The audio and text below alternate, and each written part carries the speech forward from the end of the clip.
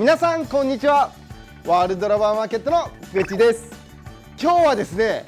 フォア打ちの余分な皆さんの癖がなくなります。癖をだいぶ軽減して、でかっこいい打ち方、今流行りのかっこいい打ち方、現代卓球に適した打ち方で、フォアハンドからフォアドライブに派生できる近いかっこいい打ち方を覚えながら、効率よくできるフォア打ちの打ち方。何々くん、打ち方かっこよくなったね、打ち方綺麗になったねっていう風に言ってもらえるように、今回動画を作り、ぜひご覧ください。卓球っていうのはどんどん進化してます。もう今ちょうどこの動画2020年なんですけども、どんどん卓球が進化して、フォア打ちの概念、感覚もどんどん昔とだいぶ変わってます。なので今日は最新版ということでやっていけたらなと。最新卓球、最新の高速卓球についていけるフォアハンドを覚えるっていうのに適したフォア打ちをやっていきます。でまずですね、ステージの1つ目はラケットの面の出し方なんですけど、打球面、まずはどういったフォア打ちの面を出せばいいかということ、まずは体を力を抜いたリラックス、まずは力を抜いてリラックスした形で、ラケットの打球面は台と直角、もしくは少しだけかぶせる、直角か少しかぶせる、これが一番フォア打ちがやりやすい面になります。で皆さんの一番打ちやすいポイントを見つけてもらえればなと思います。で手順の2つ目はですね、今度は大事なスタンス、構え方になるんですけど、構え方は自分の肩幅よりも少し広めに足の幅を取るっていうことが大原則になっています。で肩幅より少し広めに取ったところで、左足ですね、右の選手だと左足が足一足分前の状態で構える、これがですね基本の構えになります。正しい姿勢とやっちゃいけない姿勢っていうのがあるんです。でこの時に前傾姿勢にしなさいってよく言われるので、前傾姿勢にする、なんか前傾姿勢になってるんですけど、これダメです。今何やってるかっていうと、背中で丸めて前傾姿勢、これ前傾姿勢なんですけど、これでやっちゃうと足が棒立ち、ボーンって突っ立っちゃう状態、膝がピンってなっちゃって、これだととっさの時にこうやってフォアハンドで打てないです。でやってほしい皆さんの前傾姿勢っていうのは、姿勢をできるだけピンと一直線に背骨で一直線に軸を作ってもらって、でその時にあと膝で少し落として前傾姿勢を作るという概念でやってください。膝で両膝をちょっとかがめて前傾姿勢、これが正しい前傾姿勢です。はい、これやってください皆さん。フォア打ちももちろん体を使って打つことができますし、リズムで体を使って全身で安定したできますし、で構えでいくと突発的に来てもこうやってすぐ膝が折れてる状態でいきなりドライブとかできるようになります。で今度はフォア打ちの打球の位置っていう秘密があるんですよ。どこで捉えればいいのか、皆さん悩みますよね。フォア打ちってどこで掴めばいいの、どこでやればいいのって悩みがあるんですけど、これは自分の体の斜め前、右斜め前、体の斜め前という位置、ここがベストポジションになります。ここが皆さんのストライクゾーン、これ覚えておいてください。卓球のストライクゾーンは自分の体の真横だと引きつけすぎなので手打ちになっちゃいます。これだと手で打ってラリー、フォア打ちが覚えられません。卓球はですね、力でパワーって思いがちなんですけど、実はパワーよりも卓球のスピードって本当は何かっていうと、打球のタイミングでボールを簡単に飛ばすことができるんです。パワーで力強く後ろからドンって飛ばすのは力がいります。で技量がいります。で、小中学生の選手がでも卓球は活躍できるってなんでか。小学生の選手でも強い、中学生の選手でも強い、なんでか。それはパワーじゃないんですよ。でそれは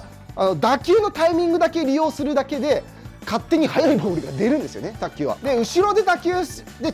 で体の今横になっちゃうと引きつけちゃうので、ここになるのでこうやって手で結局打って、どっかいろんなところでやるからお互い続かないっていう感じになっちゃうんです。なのでここの前で小さい振りで、しかもここ体の斜め前で掴めば、振りも見てください。めっちゃ小さな振り、こんだけの振り、あれ振りが綺麗になってませんか。さっきこうやって振ってたんで、これ体の斜め前だけキープすることができれば、後ろ引く人はこう振りが汚くなっちゃうんですよ。こうやって手で打っちゃうから、こうやってやっちゃうから振りフォーム我流だね汚いねじゃなくて、体の斜め前を常にフォア打ちで意識したら見てください。コンパクトに見て、余分な癖が減るんですよ。こうやってやると癖が出ちゃうだけど、これだけだったら癖出ないんですよ。なのでトップ選手の打ち方ってこれですよね。フォア打ちこんだけです。こんなんじゃないです。こんだけで、これだと癖出ないです。皆さん癖減ります。はい、なので綺麗なフォームがこれで自然と、まず綺麗なフォア打ちがこういう見てください。で延長戦でフォアドライブ綺麗な振りでこうやって打てるようになります。4つ目はですね、体の使い方、重心移動の仕方なんですけど、ですね、昔はですね、前は右から左に体重移動しなさい、右から左右から左右から左っていうんですけど、右から左でもいいんですけど、右が左だとちょっとスライドするような感じの動きにこうやってなっちゃうから、戻りがですねやっぱ遅くなっちゃうんですよ。今どんどん卓球速くなってます。バックハンドみんなうまい、フォアハンドうまい、めっちゃ速いので、こう右から左という時代じゃなくなりました。何かっていうと、今回こちらの右股関節、この辺ですねと左股関節、この両股関節を使って股関節を使いながら打ってみてください。そうすると勝手に重心移動します。でしかもめっちゃ戻り早いんですよ。股関節をちょっと入れて打つ、これ見てください。ちょうどよくないですか、この振り。さっきのターンターンリズムよくターンターンターンターンターンターンターン、股関節をですねちょっと入れる、左の股関節をちょっと入れるようにしたら、勝手に右から体の前、右足から体の前っていう小さな重心移動がこうやってリズムよくこれで出るんですよ。腰だけで右から左右から左ってやっちゃうとこういう感じなんで、もうダメなんで、股関節をちょっとグッとこう左の股関節をちょっと入れていただく。で同じようにコンパクトな振りでフォア打ちをやってもらう。そうすると打球点を体の斜め前死守してもらう。でそしたらこうやって体を使ったフォア打ちができるようになります。基本はですね、極力体を使ってボールを飛ばすという感覚でやってください。腕で振るは一切なしです。腕で振るいらないです。じゃないです。体でボールを飛ばす、体でボールを飛ばすっていう感覚で優しく振っていただく、力を抜いてリラックスした状態で、やってもらうと、すごい綺麗な振りで、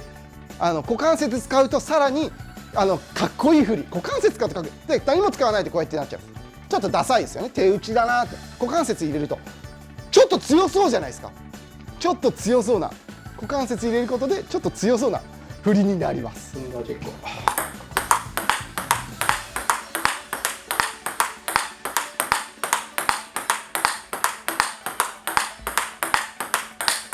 い、今度手順の5つ目になります。5つ目はですね、ラケットのこのフォア打ちのどういう振り方、こうやって振ればいいのか、こうやって振ればいいのか、こうやって振ればいいのか、なんかどうやってこう振ればいいのかっていうことなんですけど、一番多いのはですね、フォア打ちって言ってこうやって見てください。最初やると大体の人がですね、後ろから押しちゃう人が多いんですよ。こうやって後ろから前に向かって押しちゃうんですよ。こうやってフォア打ちしちゃう。ボールですね、斜め上に触れているかっていうのを皆さん確認してみてください。これめちゃくちゃ大事なんですよね。こうやってやる卓球になると、これだともうやっぱラリー続かないです。上から下に軌道がいくので、しかもボールもナックル質、フォア打ちって結構やっぱちょっと上回転入るんですけど、だからラリーが続きやすい。でドライブ打法とか覚えやすいんですけど、これフォア打ちをそのままこう後ろから前に向かって振ると、こうナックルで続かないんですよ。ラリーが回転がないんで、しかも打ち方がドライブ覚えられないんですよね。こういう叩く系しかできないので、ドライブフォアハンドがうまい伸び悩みます。なので斜め上にこうやって見てください。これ私の普段の振り方ですよね。斜め上に向かって、上怖いイメージありますよね。上に振るって怖いな、上に上がりそう。安心してください。卓球のラバーっていうのはですね、ラバーは摩擦があるので、少しこう上に振って前に飛ぶんですよね。むしろ斜め上に振ってるのに前に、これ裏ソフト表ソフトでも同じですね。斜め上にちょっとこう振るような感じでやるとこうですね。こうやって振れるようになると、ボール的にはですね、真後ろをこうポンって掴むんじゃなくて、ちょっと上の方なんですよね。ちょっと上の方を斜め上に振り上げる。で振ってください。これフォア打ちですよね。これ綺麗な振りがさらに綺麗になりましたよね。こうやって後ろから叩くとこれ汚いですよね。フォーム汚い。でもはい、これだったら斜め上に振る、ちょっとかっこよくないですか。まあ私でちょっと自分でちょっと言うのもあれなんですけど、いいですよね。卓球ができる人のフォアハンドの振りになりましたよね。なのでこうやって振る、はい、そうするとドライブもそこからこう斜めフォア打ちの段階で斜め上に振るっていうのを覚えておけば、その後ドライブってその延長線上にあるんですよ。そのままかける感覚だけ身につければこうやってドライブになります。これがフォア打ちで、これドライブになります。ほとんど一緒なんですよね。なのでほとんどその振り自体はかなり近い。なのでこういう意識で振るとドライブ打法、フォアハンドって言ったらやっぱフォアドライブっていう打法が生命線になるので、それを覚えやすくなります。はい、なので絶対こう斜め上に振るような感じの素振り、そしてラリーもやってみてください。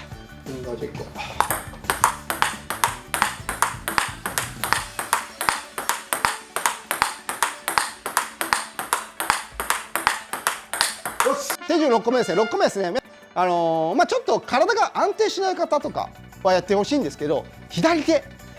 もフォア打ちしてる時に左手こう使わないでこうやってやると体がですねこうブレる方が多いです。ブレたりとか姿勢崩れて、さっきの体の斜め前っていうこの打球点を守れなくなることがあります。左手ないと。でも左手がこうやってシュッとこうちょっと上の方に持っていくと、私なんかもう左手めっちゃ使ってるんですよ。左手をピッて出すと体の斜め前の打点めっちゃ掴みやすいです。でこっちまで大きな振りすることないですよね。左手があるから、左手ないとこうやって振れドラーンってなっちゃうけど、これあるからここで戻るんですよ。なのでこう見てください。トントントントントントントントン、いいフォア打ちができますよね。はい、なので左手も忘れないでください。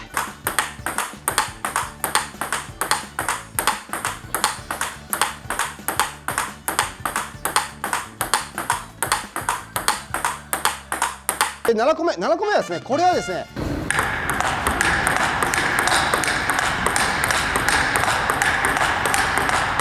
今みたいにこう速いリズムでフォア打ち、高速トップ選手みたいなタンタンタンタンタンタンタンタンタンタンタンタンっていうかっこいいフォア打ちをやるにはですね、やっぱさっきの言った体の斜め前、ここですね、で上がりっぱなを掴んで、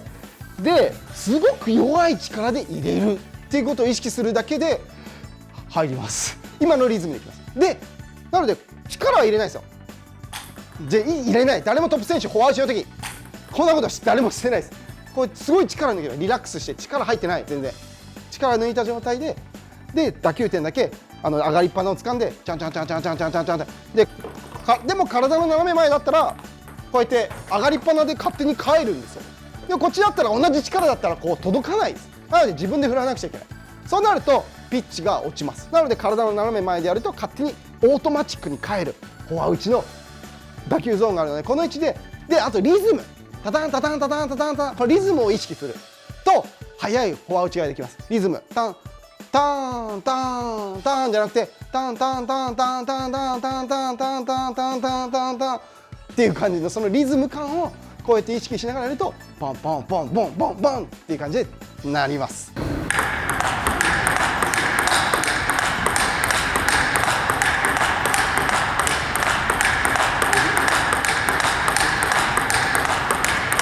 めっちゃ大事なこと言います。めっちゃ大事なこと。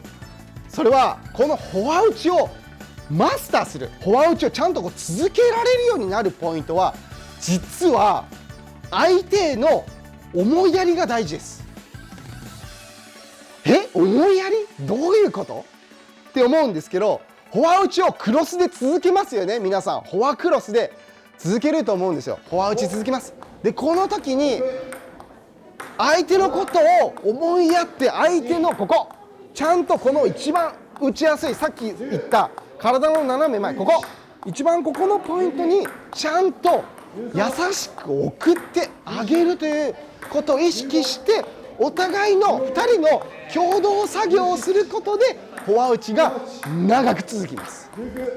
これ1人でも思いやりがなくなったらダメなんですよ。1人でもよくあるのが、1人でもラリー続けなくてこうトントンポンこうやってやってポンポンポンポンパンみたいなすぐ打っちゃったり、すぐなんか真ん中にちょっと弾き気味にこう打っちゃったりとか、すぐ速くリズムしちゃったりとか、すぐ下がっちゃったりとかいう方いると思うんですけど、それだといつまでたっても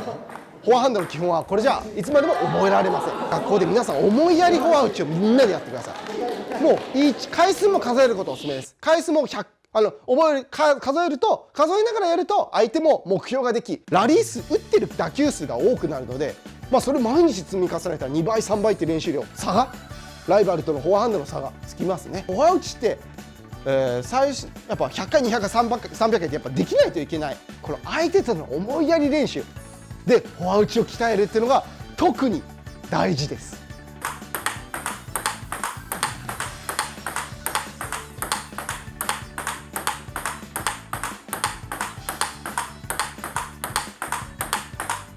フォア打ちの余分な皆さんの癖がなくなります。癖をだいぶ軽減して、でかっこいい打ち方、今流行りのかっこいい打ち方、現代卓球に適した打ち方でフォアハンドからフォアドライブに派生できる近いかっこいい打ち方を覚えながら効率よくできるフォア打ちの打ち方、もしよかったら高評価押していただけたら嬉しいです。全然ためにならないよって方でいましたら、その方は低評価を押してもらっても大丈夫です。ということで、ですね、皆さんが少しもいいフォアハンドを打てるように紹介やらさせてもらいました。ありがとうございました。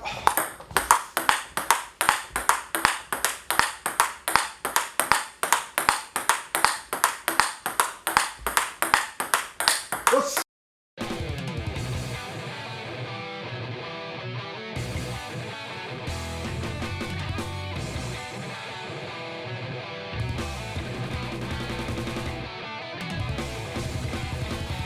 動画の内容が良ければいいねとチャンネル登録をよろしくお願いします。